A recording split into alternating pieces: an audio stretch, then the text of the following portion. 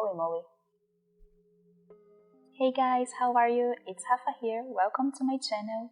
And today, we're featuring a special guest here, our friend Tadzena, and we're going over the 2011 F1 Rocks Afterparty. So, the afterparty of Brazilian Grand Prix was held in Villa Daslu. As you guys can see in the picture, is this building here, or it used to be this building here because Daslu and Villa Daslu do not exist anymore.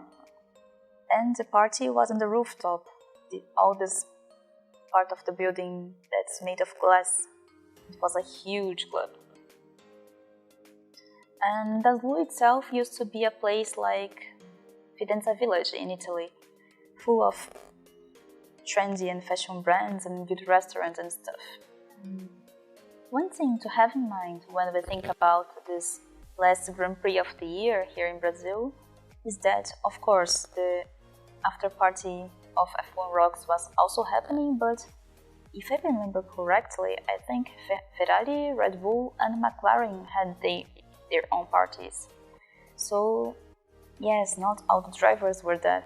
But first things first, let's see who the paparazzi found in the party. Nico Rosberg, always smiling. Then Adrian Sutil. And even if it was before the incident when he had a fight in a club and threw a bottle in another person, even back there he was already kinda intimidating, not the person you would like to reach out to ask for a picture. Jérôme, look at him, already having fun in making faces. And then Jaime, of course he was there, but I mean, he's a DJ, but we did not see him there, unfortunately. Sakon definitely had the time of his life that night. Buemi, oh boy.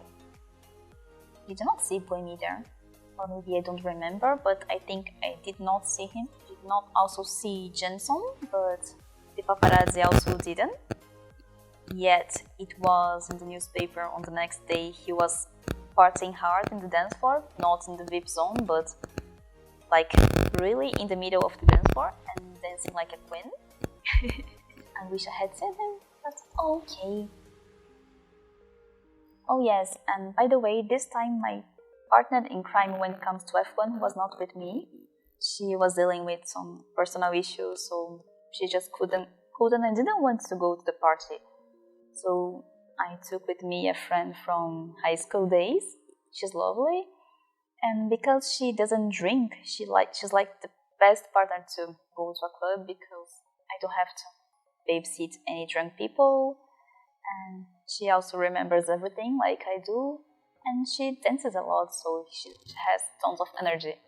Marina is the best. And because she doesn't know I'm doing this video, I'm putting a heart in her face.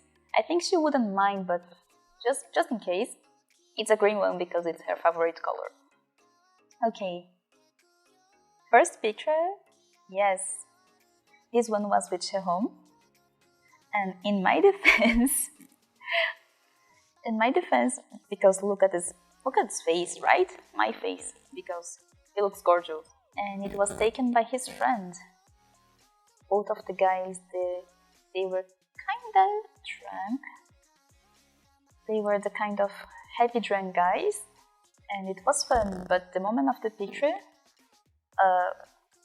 all of us, the three of us, we were serious while posing to the photo. So Jérôme's friend, the one who took the picture, he started to say tons and tons of nonsense, trying to make us laugh, and eventually it worked. So this picture was taken right before I started to laugh.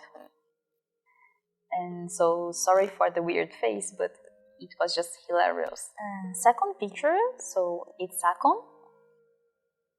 Probably the funniest guy you would have around when clubbing. And God, how can I start? And something interesting is that he was the one who approached us. And hello ladies, good evening, let's have a drink, let's dance, let's go to Ibiza, let's go to Barcelona. I don't know what the hell of a drink he had on his hands because, sorry, I don't drink. And it was in English. Okay. And he danced with us a little bit, then he got tired and went around, don't know where he went. He came back a second time, and this time he was speaking in Spanish because, yes, of course he was working for the Spania racing team, so he could do Spanish. It was fine because we had Spanish in school, so we could still communicate with him. Then he went away, and then a third time he came back, another drink. Yes, he was a bit high by that time, and he was trying to speak in Portuguese, which was okay. Yes, it was good Portuguese. And I think it was on this third time he told us that I think in Monza and other F1 Rocks Afterparties he used to DJ. And then there was the fourth time he came back speaking in Japanese, which, yes, was still okay for my friend and I, but inside we started to freak out because which language will be the next one? I mean, I can do a little bit of Italian. I think my friend, she can do a little bit of German as well. But what if it's French or I don't know which language? But no, he came back later, yes, a couple of times actually, but it was always in English, thanks God. And here in Brazil we have an expression which is PT or PT, that means perda total, total loss in English, and it's usually used when someone crashes a car like really hard and nothing is left for the car, or when someone drinks so much the person just sleeps or passes out in some random place. And my friend and I, we really thought Sakon sort of gave PT at least twice that night. For all the funny moments we shared, I honestly don't remember when, at which stage this picture was taken, but there we go. It was probably more towards the end of the night, I guess, or maybe not. His face is not so red because Japanese people tend to get red when they are drunk, but my makeup is so smudged. I was like a panda bear already, so maybe it was late. And a last point on Sakon's story. Again, we are talking about the year 2011, so the smartphones were not that smart yet. There were not as many apps as we have today, so we needed to call a cab so we could go back from the party. We were going to my friend's place, and then she was going to change because we were college students by the time, and she was going to her classes, and she would drop me home in the way because my place at the time it was near her. So I had to call for the cab, and it took ages for them to answer because, again, 5 a.m. of a Monday. Yes, because after the whole crazy of an F1 week, it was still a new week, a new common week here. So we had college, work, all the regular stuff. And by that time in the morning, there were no taxis. So when the company of the cab called us and told, hey, the guy is downstairs, there we went. And we found that Sakon and another guy who is also a friend, he by that year used to be Jérôme's trainer. They were trying to steal our cab, and I got so angry, so frustrated, because it was really hard to find a taxi by that time. And, well, he tried to convince us to give them a ride back to their hotel. At first, we really didn't want to. First, because my friend didn't want to get late at uni, and second, and most important, because by that time, 2011, we were college students. And being college students basically means we had minus something in our account. So giving them a ride back to their hotel meant we would spend a lot more than expected. And it was not a good idea. But of course, yes, Sakon paid for the part. It was good. And after that, actually, like, not besties, but I became friend of Sakon, and I think what he's up to these days. Last time we talked, it was near White Day. Yes, March 14th. He was baking some good things, some yummy things for the White Day. Yeah. Let's go to Ibiza, let's go to Barcelona. Oh, he's the guy, he's so funny. Okay, third picture. Let's just, beforehand, just take a moment to say, oh my god, my lashes game was so strong back then. Look at the size of these lashes. Nowadays, I don't even know if I can put myself alone a set of fake lashes. Anyway, third picture, Nico Rosberg. That day, as you guys could see by the Getty images picture, Nico was so happy, so happy, so fun. And we saw him actually during the night a couple of times, but we were not sure if it was okay to ask for a picture or not. At some point, we did get the courage and we went to him. But by the time we asked for the picture, I believe maybe he was already a bit high. Hey Nico, good evening, how are you? Can we please have a picture with you? He kept staring at me like that for a couple of seconds, and inwards, I was freaking out because, oh my god, I wonder if he's angry already. Should we say sorry? Okay, forget it. But he didn't look angry. It sort of looked like the screen of computer, and you just keep seeing that sort of circle going, loading, or who knows. And then at some point he said, oh yes, sure. Okay, thank you. Oh my god, such cold hands. When we asked Nico for this picture, and he went like this to take the picture with us, because he was holding his drink with both hands beforehand. Holding his drink with both of hands beforehand. Oh my god. His hand, because my dress was open the back, he touched my back and so freezing. But Nico was nice. He's always nice. He's always... Now another thing that happened, but I have no photos of this. At some point, I went to the bar with my friend, and when we were coming back from the bar actually, if you guys would have a look at this picture, you have like the screen, and the bar was behind the screen. So we were coming back from the bar, and I was talking to my friend, and out of nowhere, she just stopped answering.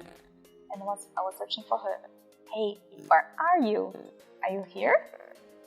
And she was not answering, and I couldn't see her, which is difficult because she was wearing high heels, and without heels, she's already like 170 centimeters, so she's tall. And Marina, Ma, where the hell are you? And then, I'm here, like, where? And then I found out that she has sort of tumbled with another driver, which was Vitantonio Liuzzi. And then when they were back again on their feet, Tonio started to argue with her because of the accident and etc. And my friend said she was sorry like thousands and thousands of times, and she was almost crying. And Tonio was angry, but actually he was pretending to be angry. So at some point he just stopped, looked at her and laughed. And even though I thought it was mean of him, I must say I'm not surprised. It was a joke, and because Tonio is like the favorite driver of my friend, my best friend when it comes to F1, my partner in crime, I sort of knew of this sort of behavior. And she told me once they used to sort of fakely, obviously, argue to each other and they keep raising their voices until the point that people around start to look and get worried, and then out of nowhere they laugh because it's just fun, it's just joke. But my high school friend, she didn't knew of this, and then poor her, just poor her. But then to try to calm down the things with Tonio a little bit, I went to him and asked if he still remembered this friend of mine, the one who loves F1 and is like his best fan, his maybe only fan, not only fan, but she says she is the only fan of him. And he said, yes, of course I remember her. Where she's not here, tell her I love her. Which, by the way, he meant in a totally little sister kind of way, so please do not misunderstand me. When he's married, he has kids and etc. But yes, his kind of character, isn't he? I remember, even though here in Brazil the Grand Prix is in summer, he was inside the club with like tons and tons of clothing, like he was going for a winter party. He had a beanie, he had tons of stuff going on, and it was so hard to look at him. Oh, and I almost forget about Razia, Luiz Razia, Brazilian F1 driver. Yes, he was there. Yes, he was drunk like basically everyone in that party. And I don't know where my friend was at the time. I think she went to the bar. She wasn't there.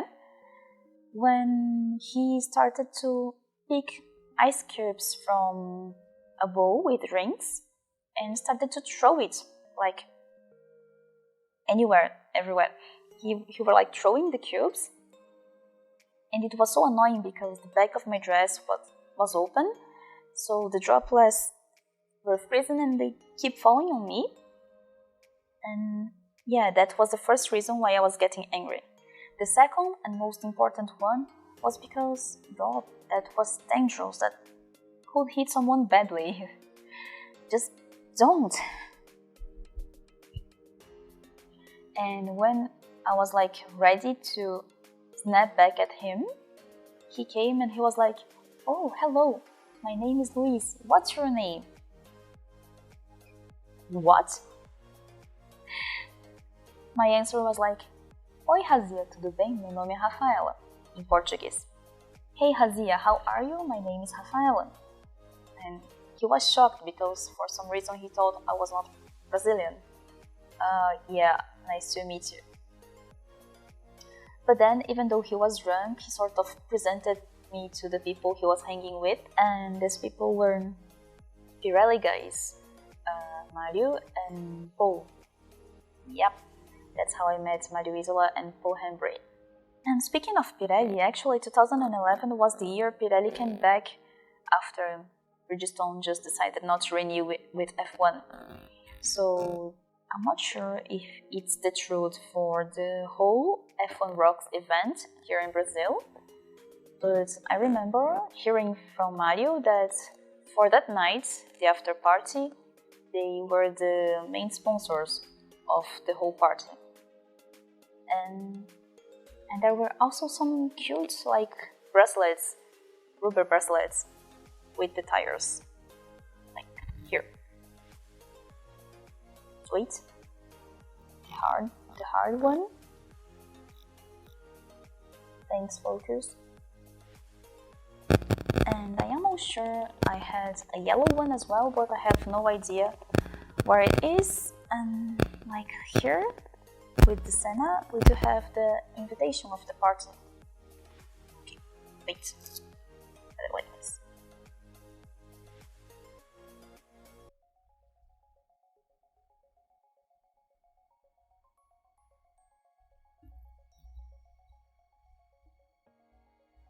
Yeah. But that's it. It was such a crazy night. And if I did not have pictures of, if I couldn't find any pictures of any other person in the internet, I would hardly believe that night had really happened, because totally nuts. F1 really knows how to party. Oh, I miss Brazil being the last race of the calendar. The teams used to spend so much time here, it was so fun. Oh, good old days. And please let me know in the comments which driver you guys prefer that I make the next video about. I think the drivers I had more moments with are Nico Rosberg, then Daniel, and Valtteri Bottas as well. So there are others, also Seb, not as many, but Seb is one of my favorite drivers, so I could spend a while talking about him. There's a sweet moment with Fernando as well, so you guys can choose. And thank you very much for watching. See you next time. Bye bye.